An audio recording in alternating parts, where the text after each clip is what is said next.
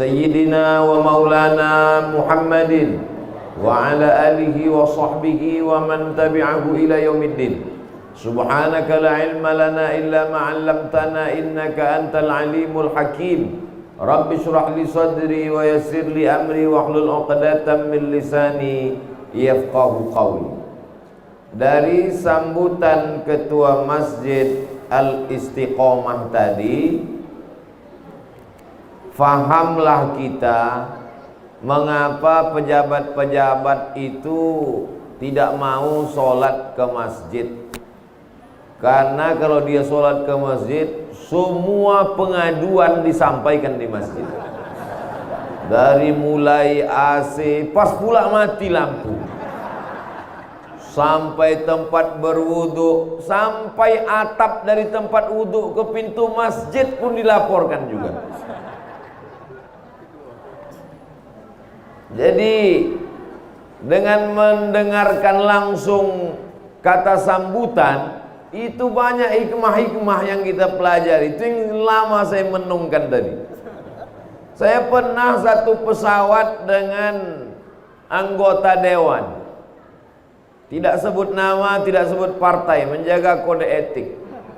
Di belakang saya, padahal dulu waktu masa kampanye kalau turun dari pesawat di depan saya. Jadi saya tanya, Bapak kenapa di belakang? Kata dia, sudah 200 proposal masuk. Tapi dari sambutan Pak Wali tadi, dan dari pertemuan saya terakhir dengan beliau, terakhir berjumpa dengan beliau di masjid pesantren Ustadz Iskandar, dan hari bertemu hari ini di masjid. Dan beliau punya program sholat subuh berjamaah di masjid. Ini menunjukkan bahwa beliau istiqomah untuk tidak takut menerima pengaduan-pengaduan ketua masjid. Kenapa demikian? Karena sesungguhnya itulah yang akan menjadi amal kekal abadi untuk beliau. Adapun jabatan tak lama, paling lama 2 periode. Kalau mau 3 mesti amandemen. Jabatan apapun namanya tidak lama, tapi hisabnya di akhirat amat sangat lama. Tapi insya Allah kalau istiqomah, maka semua yang dilakukan ini akan mengalir sampai hari kiamat insya Allah. Dari mulai proses relokasi masjid yang awalnya susah sempit di pinggir jalan sampai di trotoar sholat Jumat, akhirnya bisa lapang. Kalau mau melihat kuburan, lapang sejauh mata memandang. Kalau mau merasakan kuburan salah satu dari taman surga, maka bantulah masjid. Tapi kalau mau kuburan menjadi salah satu tempat tersempit di dunia, liang lahat namanya, menjadi tempat yang paling mengerikan, hufratan min hufarin niran, satu lubang dari lubang neraka, maka sia-siakanlah masjid. Saya terus terang tak terhitung tak berapa kali ikut tanda tangan prasasti, padahal yang memperjuangkannya DPRD, yang memperjuangkannya ketua masjid, yang memperjuangkannya Pak Wali Kota. Giliran tanda tangan ikut. Ada juga kekhawatiran saya dalam hati. Yang saya khawatirkan itu nanti di akhirat, begitu dipersilakan mereka ini masuk surga, ketua masjid masuk surga, ketua DPRD masuk surga, wali kota masuk surga. Pas saya mau ikut, datang malaikat mencegat. Yang cuma tanda tangan tak usah. Tapi ada satu hadis yang menyenangkan hati saya. Kata Nabi, al-mar'u ma'aman ahab. Orang akan selalu bersama dengan siapa yang dia cintai. Insya Allah kalau kita cinta karena Allah, cinta karena Rasulullah, cinta karena masjid, kita pun nanti juga akan bersama di surga Jannatul Firdaus. Subuh ini kita bersama dengan guru-guru kita, habaib-habaib kita, zuriat Rasulullah SAW. Ada Habib Mahdi bin Syihab, ada Habib Faris, ada Habib Qasim, dan para habaib yang tak dapat saya sebutkan satu persatu. Ada Ustadz Kemas Ali, ada Ustadz Iskandar, ada Ustadz Agus Jaya, ada Ustadz Nurdin. Tak dapat saya sebut satu persatu. Yang besar tak dihimbau gelar, yang kecil tak dapat disebut nama. Semuanya insyaallah dimuliakan Allah Subhanahu wa taala. Man shalla subha fi jama'atin, siapa yang salat subuh berjamaah, kana fi zimmatillah, maka dia dalam tanggungan Allah, dalam tanggung jawab Allah. Mudah-mudahan istiqomah salat subuh berjamaah. Dari mulai pinggir jalan sampai masuk ke dalam, dari mulai sempit sampai lapang, dia tetap istiqomah. Ini hebatnya Masjid Istiqomah. Dari mulai tak pakai AC berkeringat bau sampai AC kedinginan, tetap juga istiqomah. Ini mudah-mudahan kita mengikut sesuai dengan nama Masjid Istiqomah. Dari mulai mencalek sampai sudah jadi anggota dewan, tetap juga istiqomah. Hadir subuh ini Ustadz Prima Salam. Beliau tak ustadz, tapi pernah dipanggil ustadz. Saudara yang dimuliakan Allah Subhanahu wa taala, untuk apa Allah menciptakan kita di atas dunia ini? Pernah ditanyakan pertanyaan ini kepada Syekh Dr.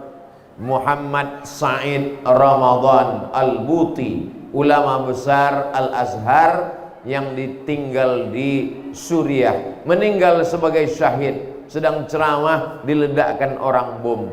Meninggal, kita ingin berharap meninggal saat di majlis yang paling baik, di tempat paling baik, dalam amal yang paling baik, karena kita akan dicatat pada amal yang terakhir. Makanya ada ulama itu meninggal saat baca Quran, saat sedang khutbah, saat sedang ceramah, saat sujud terakhir. Itu diantara tanda-tanda husnul khatimah. Dan kita husnuzan bahwa Syekh Muhammad Said Ramadan Al-Buti salah satu ulama yang husnul khatimah.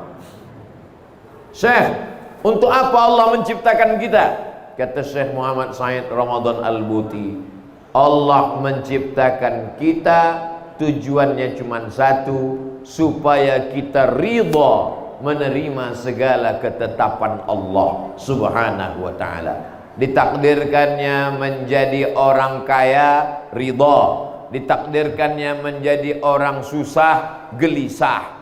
Ditakdirkannya menjadi pejabat, ridha. Ditakdirkannya menjadi rakyat jelata, marah. Ditakdirkannya duduk di atas, ridha. Ditakdirkannya duduk di bawah, marah. Maka kita belum ridha menerima ketetapan Allah Subhanahu wa taala. Ma asaba, apa saja yang menimpa kamu, fil ardi, di bumi, wala fi anfusikum, pada dirimu. Ma asabakum, apa saja yang menimpa kamu di bumi, gempa, gunung meletus, tsunami, apapun yang terjadi di bumi. Ma asaba min musibatin fil ardi wala fi anfusikum, yang menimpa dirimu, sakit kepala, demam panas, covid, malaria, diabetes, jantung koroner, wala fi anfusikum, yang terjadi pada dirimu, illa fi kitabin, itu sudah dituliskan di kitab Lauhil Mahfuz, min qabli an nabra'aha, sebelum kami menciptakannya nyata di atas muka bumi, Allah sudah membuatkan programnya, ada catatan tulisan skenarionya.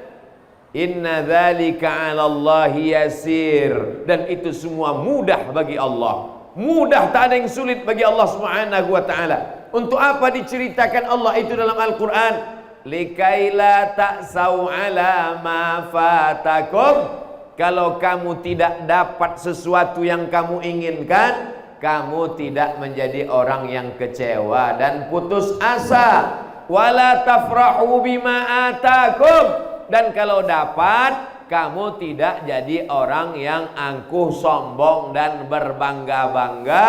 Kenapa? Allah la yuhibbu kulla mukhtalin fakhur. Allah tak suka pada orang sombong yang berbangga. Jadi kalau memahami ayat ini dengan baik, kalau dia kena musibah, kalau dia sakit, kalau dia terkena sesuatu yang tak menyenangkan, dia tidak akan putus asa. Dan kalau dia mendapat sesuatu yang menyenangkan, dia tidak akan angkuh dan sombong, karena dia yakin ini semua adalah ujian.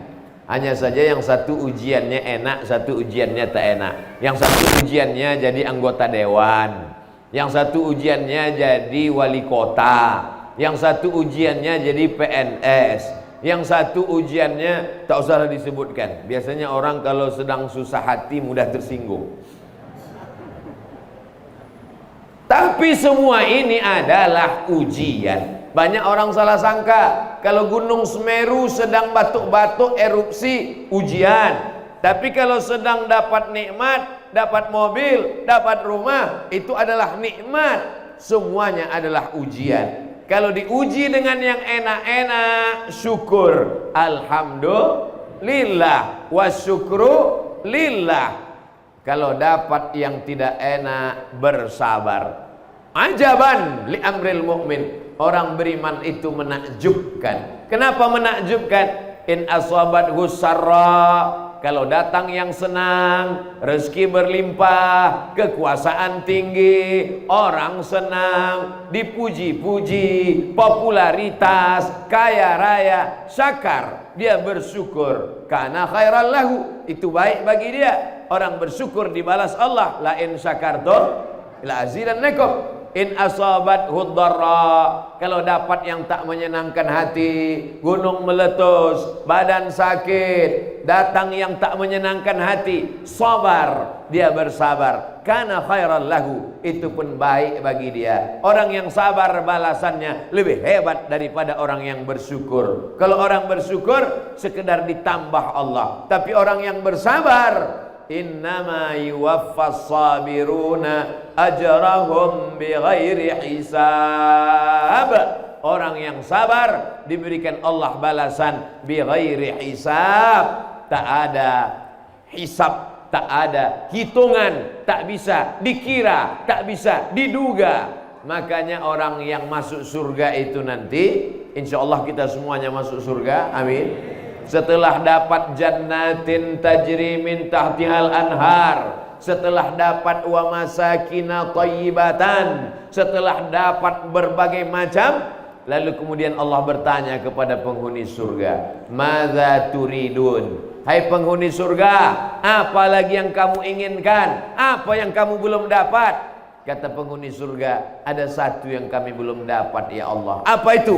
Ridhaka, ridhamu kami belum dapat. Rumah yang cantik dan indah di surga sudah dapat. Mengalir air sungai, makanan semua yang diinginkan. Walakum fiha ma tashtahi anfusukum, kamu mendapatkan apa yang segala kamu inginkan. Walakum fiha ma tad'un, semua yang kamu nyatakan, kamu suka, kamu ingin, kamu cinta, kamu dapatkan. Tapi ada satu yang belum, satu yang kami belum dapat ya Allah, ridhamu. Satu itu hanya didapatkan orang khusus. Orang yang dapat ridha Allah hanya orang yang ridha menerima takdir ketetapan Allah subhanahu wa ta'ala. InsyaAllah kita semuanya menerima takdir Allah subhanahu wa ta'ala. Tapi menerima takdir itu setelah al-kasbu wal ikhtiar. Itulah beda ahlus sunnah wal jamaah dengan ahlul bid'ah wad dhalalah. Namanya kelompok Jabriyah. Kelompok Jabriyah itu tak mau berusaha, dia hanya berpangku tangan saja. Kalau ada suami ibu nanti siang jam 9 tak kerja, waktu ditanya, abang tak kerja, kita ridho menerima ketetapan Allah. Itulah contoh ahlul bid'ah wad dhalalah. Namanya Jabriyah. Dia hanya berserah kepada takdir. Tapi ibu jangan marah. Kalau suami ibu jam 9 nanti tak kerja, tak cari nafkah, karena yakin rezeki dijamin Allah, jangan marah, jangan risau, jangan gelisah, diam saja. Nanti pas jam 1 dia nanya, mana makan siang? Serahkan aja sama Allah bang. Kalau takdir mau datang, rezeki tak kemana. Beda Imam Abul Hasan Al-Asy'ari ada namanya al-kasbu wal ikhtiar. Ikhtiar artinya pilihan antara bangun atau tak bangun, antara kerja atau tak kerja. Orang Palembang alhamdulillah sudah selamat dari ahlul bid'ah wad dhalalah. Mana buktinya? Kalau mereka tak berusaha berpangku tangan, ketua masjidnya berpangku tangan, wali kotanya berpangku tangan, DPRD-nya berpangku tangan, takkan pindah, takkan dapat relokasi Masjid Al-Istiqomah menjadi tempat yang nyaman. Mau kecil-kecil lah, mau sholat di trotoar lah. Ini kan rumah Allah. Kalau Allah mau pindah sendiri. Innama amruhu iza arada syai'an ayyakula lahu kun. Pak Ketua Masjid, bagaimana sikap kita? Masjid ini kecil, tak dapat menampung lagi. Di pinggir jalan sudah sholat di trotoar. Serahkan aja sama Allah. Masjid ini rumah Allah. Terserah Allah lah mau diapakan. Kita ini kan cuma tamu di sini.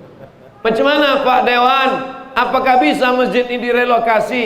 Kami hanya mengurus anggaran masyarakat. Adapun masjid, wa annal masajida lillah, kita serahkan aja ini kepada Allah. Macam mana Pak Wali?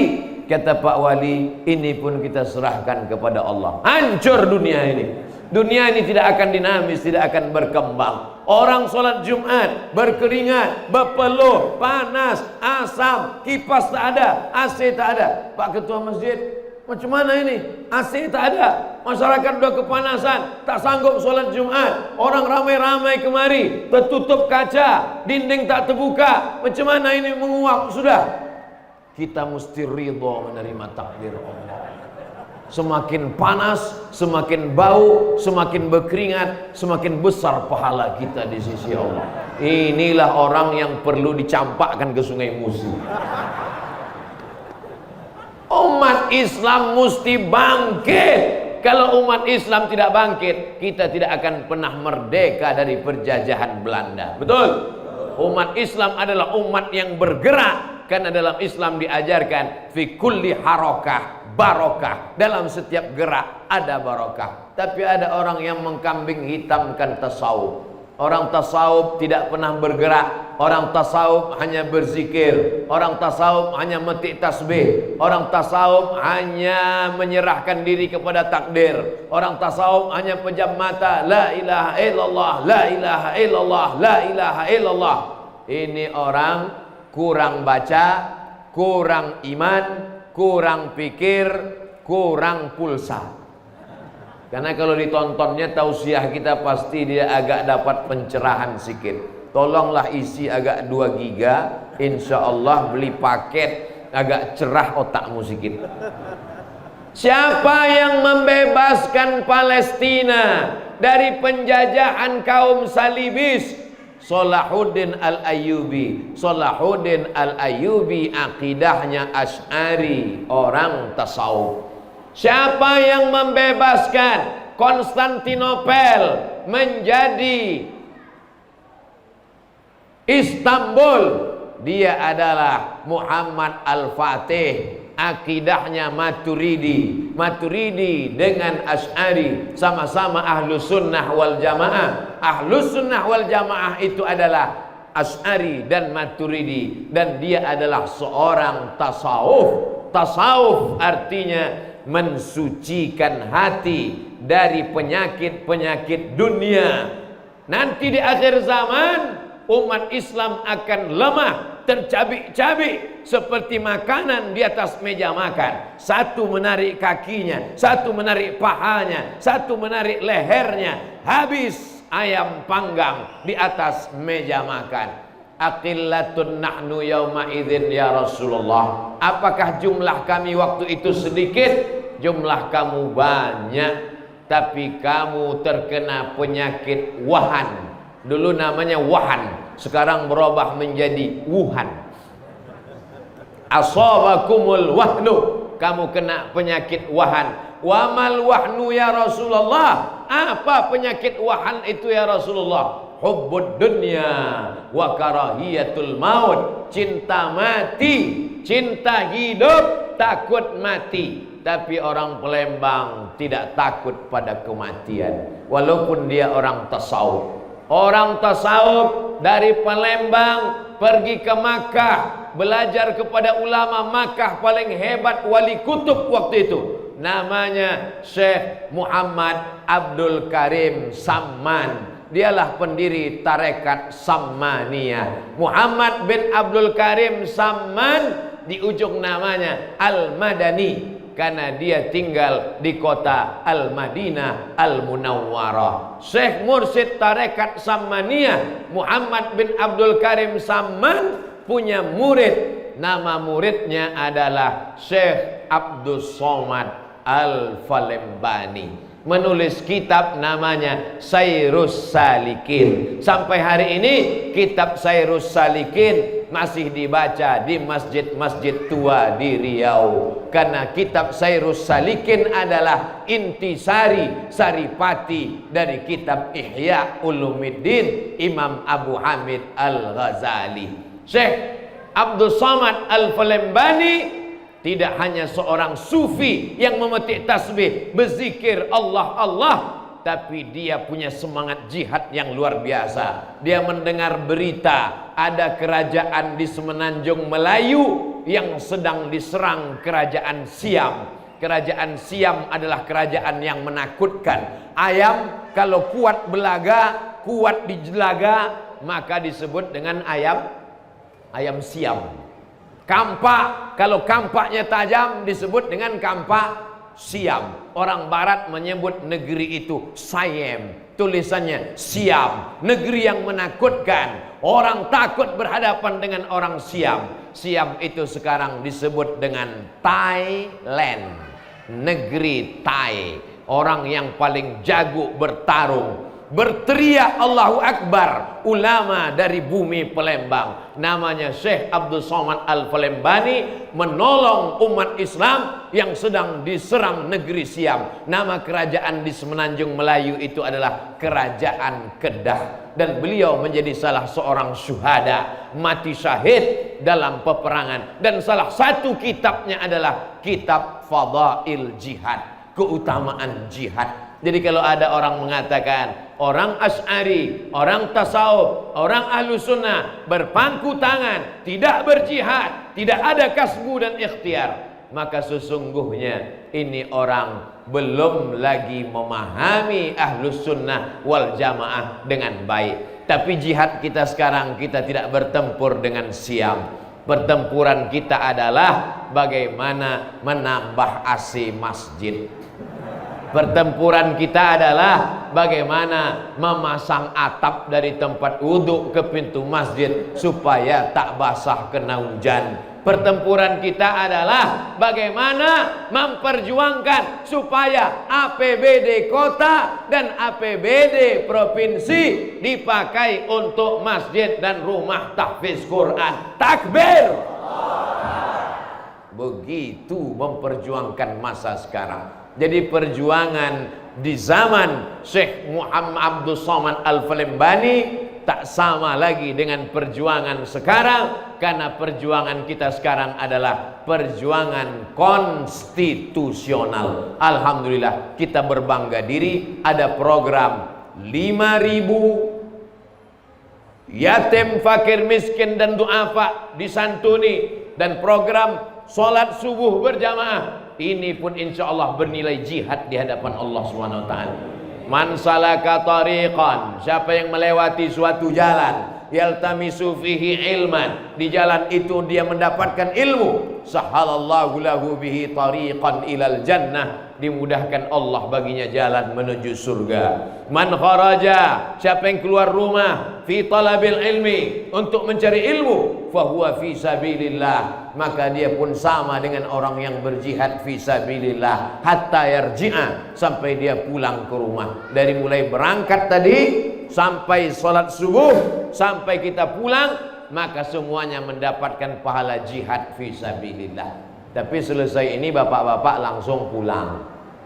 Jangan balik jam 10. Entah di mana singgahnya. Ngajinya setengah jam, singgah sarapan ngopinya sampai 2 jam. Sampai rumah ditanya istrinya, abang dari mana tadi? Jihad. Itu bukan jihad, jahat. Jamaah yang dimuliakan Allah Subhanahu wa ta'ala, apa yang dilakukan Pak Dewan, Pak Wali pagi ini akan menjadi pelajaran buat anak-anak kita di masa akan datang. Bahwa mereka berpikir ternyata jihad itu bukan cuma membawa tombak, pedang, anak panah, kuda. Jihad itu bukan melawan Siam, membantu kerajaan Kedah. Tapi ada jihad zaman sekarang, duduk menjadi wali kota, duduk menjadi anggota dewan, duduk menjadi PNS, duduk menjadi polisi dan tentara. Tapi itu bukan tujuan, itu hanya jalan. Tujuannya adalah menolong agama Allah. Karena kalau tidak punya kekuasaan, umat Islam akan sulit menolong agama Allah Subhanahu wa ta'ala. Di Makkah orang mengejek Islam. Abu Jahal, Abu Lahab. Kenapa mereka mengejek? Karena Islam tak ada kekuasaan. Tapi begitu Nabi Muhammad SAW sampai ke kota Al-Madinah Al-Munawwarah, dia pemimpin tertingginya. Yahudi Bani Nadir, Bani Quraizah, Bani Qainuqa, Yahudi Khaybar tunduk di bawah tapak kaki Nabi SAW. Nabi menjadi imam pemimpinnya. Selesai sholat, Nabi menoleh ke belakang. Nabi bertanya, asyahidun fulan, asyahidun fulan, asyahidun fulan. Mana si fulan? Mana si fulan? Mana si fulan? Kenapa tidak datang sholat berjamaah? Itu tidak pernah dilakukan Nabi di Makkah. Kenapa? Umat Islam lemah. Tapi ketika umat Islam kuat, punya kekuasaan, dia masjid dia punya, Baitul Mal dia punya, pasar dia punya. Ciri-ciri kota Madinah pernah dibangun pada masa kesultanan Islam Sultan Mahmud Badaruddin. Jadi kalau ada orang pernah berceramah di YouTube mengatakan tidak ada kerajaan Sriwijaya, orang Palembang jangan tersinggung. Maksud dia mengatakan tak ada kerajaan Sriwijaya. Maksudnya kerajaan Sriwijaya pernah ada dulu sebelum Islam datang. Tapi ada sebagian orang terlalu membangkit-mangkit kerajaan Sriwijaya untuk menghilangkan seolah-olah tak ada pernah kerajaan Islam. Yang betul adalah kerajaan Sriwijaya pernah ada, pernah gemilang, pernah menguasai sebelum Majapahit. Tapi setelah Islam datang, persis seperti yang dikatakan Nabi, khiyarukum fil jahiliyah, khiyarukum fil Islam. Kalau sebelum tobatnya hebat, maka setelah tobatnya juga mesti hebat. Ini sekarang banyak preman-preman, penjahat-penjahat sebelum tobat hebat, gagah, luar biasa. Setelah tobat ciut macam ayam kena minyak lampu. Ini tak betul. Yang betul itu macam Khalid bin Walid. Sebelum masuk Islam, panglima perang Khalid bin Walid lah yang menghantam pasukan Nabi Muhammad SAW pada perang Uhud tahun ketiga. Tahun ketiga perang Uhud, Nabi naik ke atas Jabal Rumat. Jabal Rumat tempat pasukan perang, pemanah 70 orang. Kata Nabi, wahai pasukan pemanah, kalian jangan turun dari Jabal Rumat. Kalau aku menang nanti di bawah, kalian jangan turun. Kalau aku kalah pun kalian jangan turun. Apa yang terjadi? Ternyata pasukan Nabi menang. Tak tahan pasukan pemanah dari atas menengok harta rampasan perang berbagi di bawah. Turun mereka. Begitu mereka turun, pasukan Khalid bin Walid berputar dari belakang Jabal Rumat. Akhirnya umat Islam dipukul dari dua arah. Kalah umat Islam. Apa komentar ulama tentang peristiwa ini? Umat Islam kalah bukan karena Allah tidak menolong. Umat Islam kalah karena melawan perintah Rasulullah sallallahu alaihi wasallam. Sekali kita lawan Rasulullah, berkali-kali kita akan kalah. Jadi kalau hari ini orang berkata, kenapa Allah tidak menangkan kita? Mana pertolongan Allah? Mana janji Allah? Bukan Allah ingkar janji, tapi kita tak cukup syarat untuk menerima janji-janji Allah. Mudah-mudahan kita kembali ke jalan Allah. Apa yang terjadi pada Khalid bin Walid? Khalid bin Walid masuk Islam. Khalid bin Walid khiyarukum fil jahiliyah. Sebelum masuk Islam, Khalid bin Walid panglima perang. Sebelum masuk Islam, Walid gagah perkasa. Maka setelah masuk Islam, dia tetap juga menjadi panglima perang. Kalau diukur setiap jengkal badan Khalid bin Walid, tak lepas dari 3: bekas tebasan tombak, bekas tusukan panah, bekas pedang, maka ada di tubuh Khalid bin Walid. Tapi apa daya, dia menangis waktu mau sakaratul maut. Kenapa engkau menangis, Khalid bin Walid? Badanku tak lepas dari 3: bekas anak panah, bekas pedang, bekas tombak. Tapi aku mati di atas tempat tidur. Dia tak mau mati di atas tempat tidur. Dia mau mati gagah perkasa sebagai orang mati syahid. Tiba-tiba waktu Abdul Somad memberikan pembekalan ke anak-anak muda, ada satu anak muda bertanya, Ustadz Somad, kenapa panglima-panglima umat Islam itu matinya dalam keadaan berdarah-darah? Kenapa tak matinya tenang di atas tempat tidur? Pengecut. Mereka ingin mendapatkan derajat tertinggi adalah mati syahid. Kau bukan anak muda, kau adalah orang jompo yang terjebak di tubuh anak muda. Keinginan mereka adalah mati syahid. Umar bin Khattab syahid ditikam oleh Abu Lu'lu'ah. Sayyidina Utsman bin Affan syahid membaca Quran dibunuh orang. Fasayakfikahumullah. Darah itu muncrat pas pada tepat ayat itu. Cukuplah engkau wahai Utsman bin Affan. Sayyidina Ali syahid ditikam oleh Abdurrahman ibnu Muljam. Dan Sayyidina Husain sayyidus syuhada menjadi seorang syahid. Dipotong kepalanya, diarak-arak ke setiap negeri, dihadapkan di depan Yazid. Datang Yazid mengambil tombak, ditusuk-tusuknya mulut Sayyidina Husain. Menangis sahabat Nabi melihat. Apa kata sahabat? Itulah mulut yang dulu dicium Rasulullah sallallahu alaihi wasallam. Sampai hati engkau menusuknya. Wahai Yazid, laknat Allah untuk engkau. Begitu mereka melihat mulut yang dicintai oleh Rasulullah. Innal Hasan wal Husain sayyida syababi ahli jannah. Anak muda mesti berpikir untuk iskariman, hidup mulia. Kalaupun dia mati, dia mesti mati sebagai syahid. Tapi saya tak ingin selesai tausiah ini semua pulang membawa perang panjang. Bukan itu maksudnya. Syahid kalian adalah menuntut ilmu. Syahid kalian adalah melawan kezaliman. Syahid kalian adalah tidak pakai narkoba. Syahid kalian adalah tidak pacaran.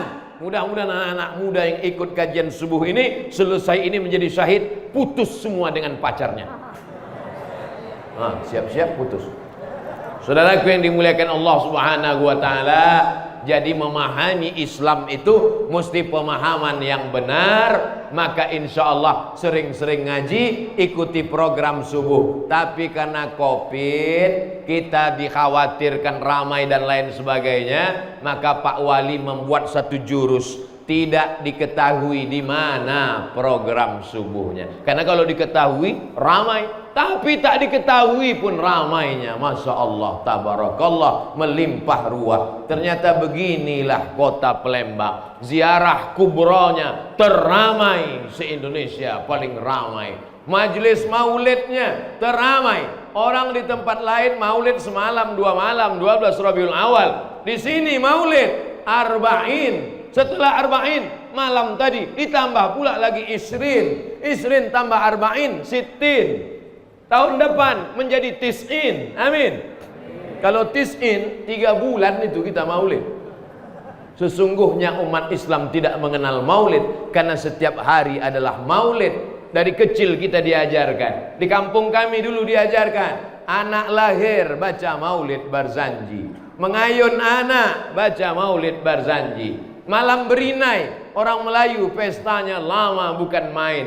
7 hari 7 malam. Ada namanya malam merisik, ada namanya malam meminang, ada namanya malam berinai, ada namanya malam khatam Quran, ada namanya malam akad. habis itu baru kemudian malam walimah 3 hari 3 malam, memotong sapi, kambing dan kerbau. Semuanya malam-malam itu diisi dengan maulid. Tak menengok bulan Rabiul Awal. Jadi kalau ada hari ini orang terheran-heran, kenapa baca maulid? Ini kan bukan bulan maulid. Kau lahir kapan?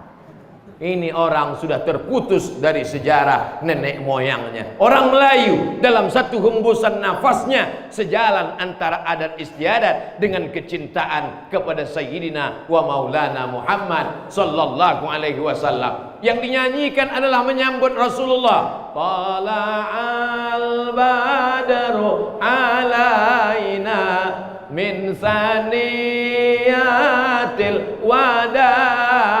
Yang disambut adalah Rasulullah. Tiba-tiba yang keluar mempelai laki-laki dari dalam kamar. Tala'al badru alaina. Yang disambut adalah Rasulullah. Tiba-tiba yang keluar cucu 7 hari digendong oleh kakek, datuk dan neneknya. Kenapa? Karena mereka semuanya ingin semua menjadi pencinta Rasulullah sallallahu alaihi wasallam. Alhamdulillah, tradisi-tradisi itu masih terus berlanjut. Maka apa yang kita lakukan subuh ini, apa yang kita lakukan tadi malam, supaya tradisi kebaikan ini berjalan di Palembang menjadi syiar, karena video kita ditonton oleh semesta alam dan sampai hari kiamat ini tetap menjadi amal jariah insyaallah. Amin ya rabbal alamin. Itulah kajian subuh yang dapat disampaikan Al-Fakir Abdul Somad. Yang baik-baik datang dari Allah, yang tak baik dari Al-Fakir. Di akhir majlis mari kita berdoa kepada Rasulullah. Mudah-mudahan kita diberikan istiqomah iman Islam, sehat badan zahir dan batin. Yang punya jabatan diberikan Allah amanah, yang dalam susah diberikan kesabaran. Ala hazihin niyah wa ala kulli niyatin salihah. Al-Fatihah. A'udzu billahi minasy syaithanir rajim. Bismillahirrahmanirrahim. Alhamdulillahi rabbil alamin. Arrahmanir rahim. Maliki yaumiddin. Iyyaka na'budu wa iyyaka nasta'in. Ihdinas siratal mustaqim. Siratal ladzina an'amta 'alaihim ghairil maghdubi 'alaihim waladdallin. Amin. Allahumma qawwi ikhwanana al-musabin. Berikan kekuatan bagi saudara-saudara kami yang sedang ditimpa musibah erupsi Gunung Semeru ya Allah. Waj'alhum minas sabirin. Jadikan mereka orang-orang yang sabar. Alladzina idza asabathum musibah. Ketika musibah itu datang, mereka mampu berkata inna lillahi wa inna ilaihi raji'un. Allahumma ja'alna minal munfiqin. Jadikan kami orang-orang yang mampu menolong dengan wakaf, infak dan sedekah. Allahumma alif baina qulubina. Satukan hati kami untuk menolong agamamu ya Allah. Allahumma ja'alna minal mutahabbina bijalalik. Jadikan kami orang yang berkasih sayang karena Engkau ya Allah. Allahumma azillana tahta zilli arsyika yauma la zilla illa zilluk. Berikan kami naungan di padang mahsyar. Saat itu tak ada tempat berlindung, tak ada tempat bernaung kecuali naungan dari Engkau saja ya Allah.